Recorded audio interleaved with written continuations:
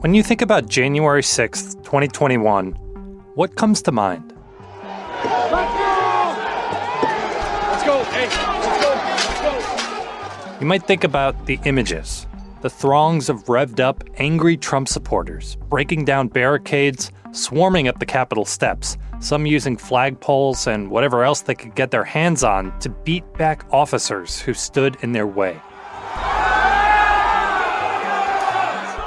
You might hear the sounds.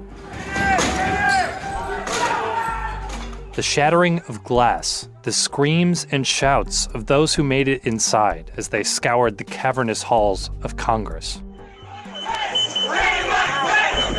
In all, the Department of Justice says it has criminally charged more than 1,000 people for their roles in the attack. But remember what brought so many to Washington in the first place. Why are you here today? To support Trump. He asked us to be here, so we're going to be here for him. Despite an impeachment and a massive congressional investigation, Trump had not been held criminally accountable for the countless election lies he told in the days and months leading up to January 6th. That started to change on Tuesday. We are following the historic and breaking news of the third criminal indictment of former President Donald J. Trump. Former President of the United States, who is now the current frontrunner for the Republican presidential nomination, charged with trying to undermine the will of the American voters in order to cling to power. My guest this week is CNN senior legal analyst Elie Honig. We're going to talk about what makes this indictment stand out from the rest, how Trump is responding, and why special counsel Jack Smith is not done digging. From CNN, this is One Thing. I'm David Ryan. Hello, Elie. Hey, David. Thanks for having me back. Yeah, so I just kind of want to acknowledge right off the bat this idea that I've heard of indictment fatigue. You know, some people say, hey, you've seen one indictment of a former president, you've seen them all. But legal experts such as yourself have said, you know, not all indictments are created equal. So why does this one matter so much? So first of all, this indictment relating to what we sometimes for shorthand call January 6th, but I don't actually think is quite accurate to describe it. But this indictment relating to the 2020 election is different from the others because of the severity of the conduct, because this indictment strikes at the heart of our democracy and what we as a nation are all about. The prior indictments, I think, are important to varying degrees, Sure, but not about what our government is and how we function. The first indictment related to Donald Trump's alleged falsification of business records relating to hush money payments to Stormy Daniels. There's a debate to be had about whether that's serious enough to merit a criminal charge at all. The second indictment that came through was a federal indictment from Jack Smith, the special counsel, down in Florida relating to the retention of sensitive government documents at Mar-a-Lago. Clearly, I think that's a case that needed to be brought. That's well warranted in terms of prosecution.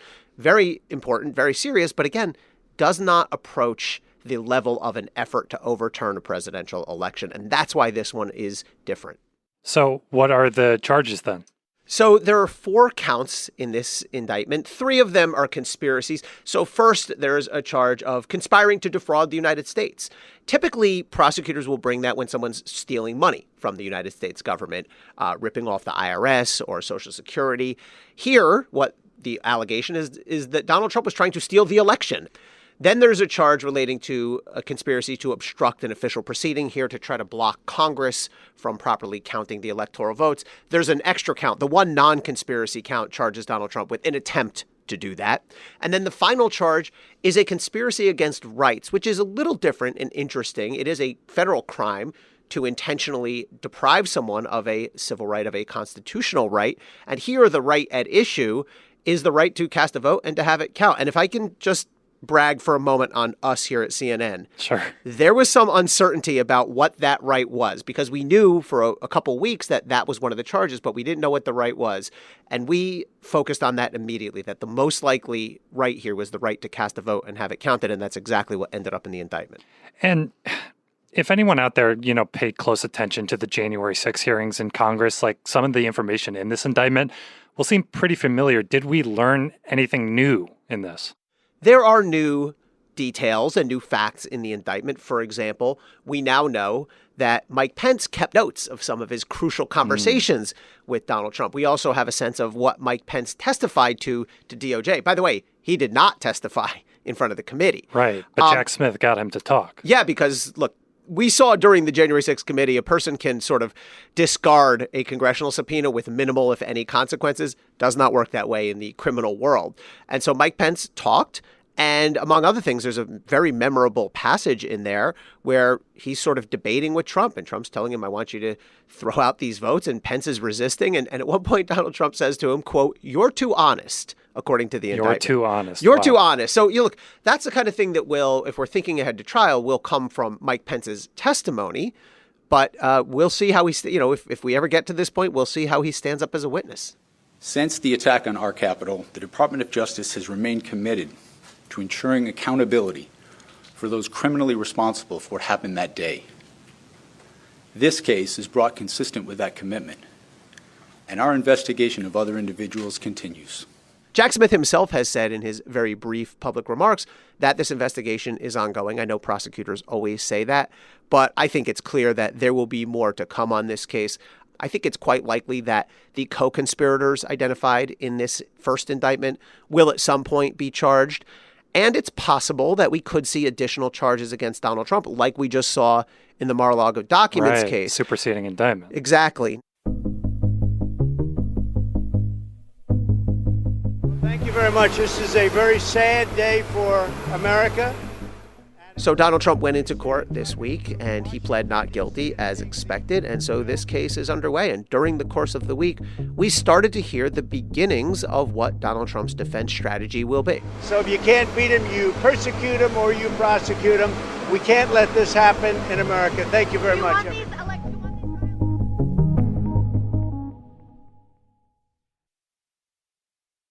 Let's talk about how this prosecution is going to work, Elie, because the indictment goes to great lengths to say that Trump knew his election lies were false and that he told them anyway. I want to read a little bit from page 1 here.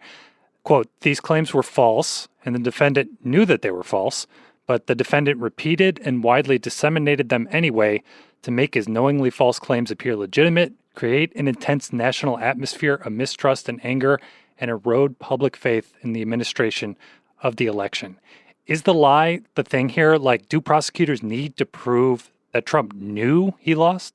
The lie is a big part of the thing here. So this all goes to the crucial and really difficult issue of establishing intent. Prosecutors will have to show in order to support this conspiracy, not just the actions, and many of the actions here are sort of uncontested, what was said publicly, what was done publicly, but that Donald Trump either knew that he lost or in any exercise of reasonable care should have known or turned a blind eye to that fact. And they try to build that case really in a couple ways. One, they cite all sorts of influential people, authoritative people, the attorney general, the head of cybersecurity, who told him, said directly or publicly, there was no fraud. And also there are certain moments when Donald Trump himself appears to acknowledge that he knows he lost the election. So that's going to be a crucial battleground in this trial. Joining me now is the former president's newest attorney to his team, John Lauro. John, thanks so much for being here tonight. In particular, we heard one of Donald Trump's defense lawyers here, John Lauro, who was interviewed by our colleague, Caitlin Collins. And Mr. Lauro, I think, gave us a pretty good preview of what's ahead. This indictment is about pure politics. We engage in vigorous debate in this country about politics. What we don't do is criminalize political speech. Lauro made clear that Donald Trump likely will rely on a First Amendment defense. He'll argue that his speech was political speech, maybe aggressive, maybe overheated, maybe even untruthful. However, he's covered, according to the defense argument that appears to be taking shape here, by the First Amendment, and you can't criminalize that.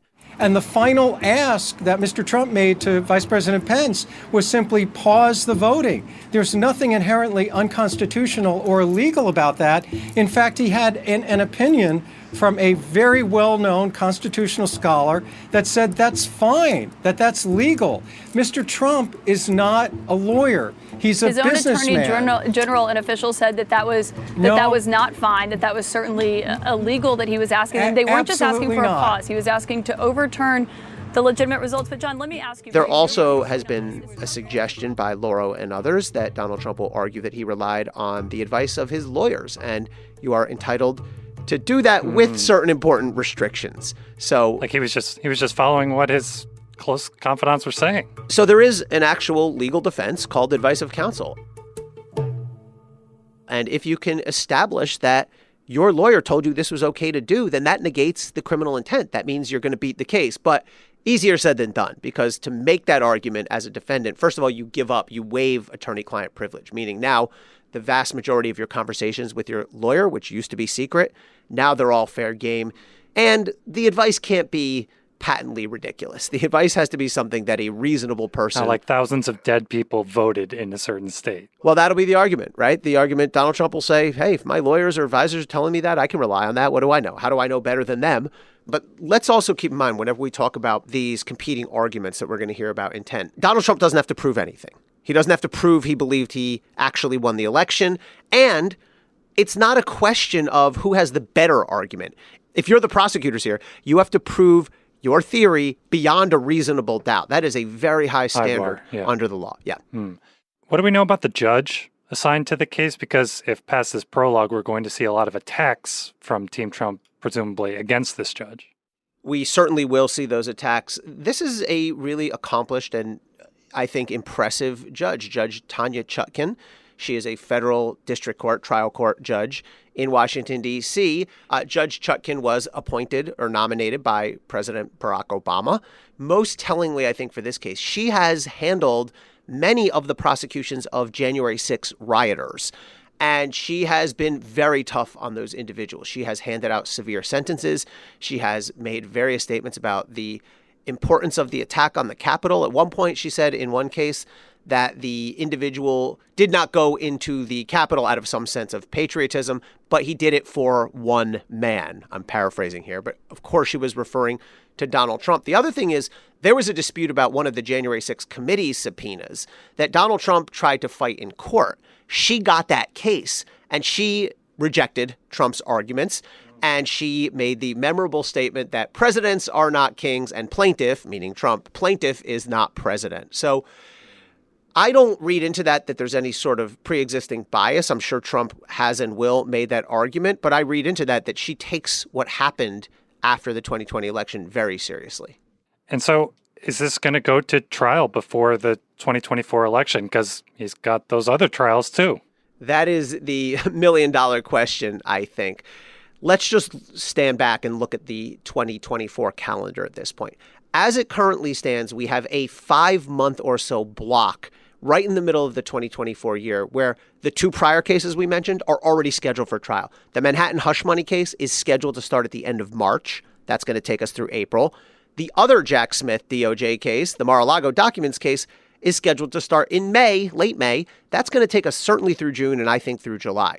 It's not going to go after that block. You're not going to start a trial in August of 2024. That's going to go up and through the election. That's way too politically fraught. No judge is going to start a trial that late. No judge is going to start a trial in September. They are wary of those optics of being so close to Election Day when they're scheduling these things? Yes, the optics, the practicality, the fairness of it, really potentially to both sides. There is just no way a judge is going to start a trial in August or September of 2024. It will be going on while voting is happening. Voting starts in September, early voting in some states. To me, these two cases, that sort of early-ish to mid-2024 are the only viable time to try a case like this. And we're still waiting on possible charges in Georgia, on state charges, and that could complicate things too. Further complicating things, it is sort of remarkable when you step back and think of the big picture that we're about to see a fourth indictment. I think it's all but certain, given the not-so-subtle signaling that the DA has done, that Trump will be indicted again and for a fourth time.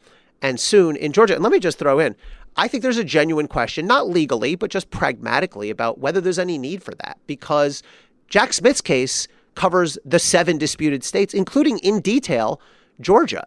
I think if we see a fourth indictment that covers the same conduct that's already addressed in part of Jack Smith's indictment, it fuels Donald Trump's claims and the claims of his supporters that this has become a pile-on, a partisan-driven pile-on. Keep in mind, by the way, unlike DOJ, the district attorney in Fulton County is She has a D next to her name. She's an elected Democrat. So if I was in charge of all prosecutors in the country, and nobody is, I would say let's think hard about whether it makes sense to bring this case.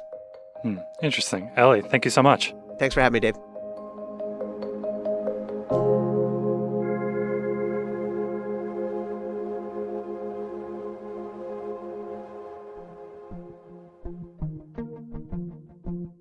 One Thing is a production of CNN Audio. This episode was produced by Paula Ortiz and me, David Rind. Matt Dempsey is our production manager. Fez Jamil is our senior producer. Greg Peppers is our supervising producer. And Steve Lichtai is the executive producer of CNN Audio. If you like the show, we'd love to hear from you. I know I say this most weeks, but just leave a rating and a review on Apple Podcasts. It's the easiest way to let us know you're listening. We'll be back next Sunday. Talk to you then.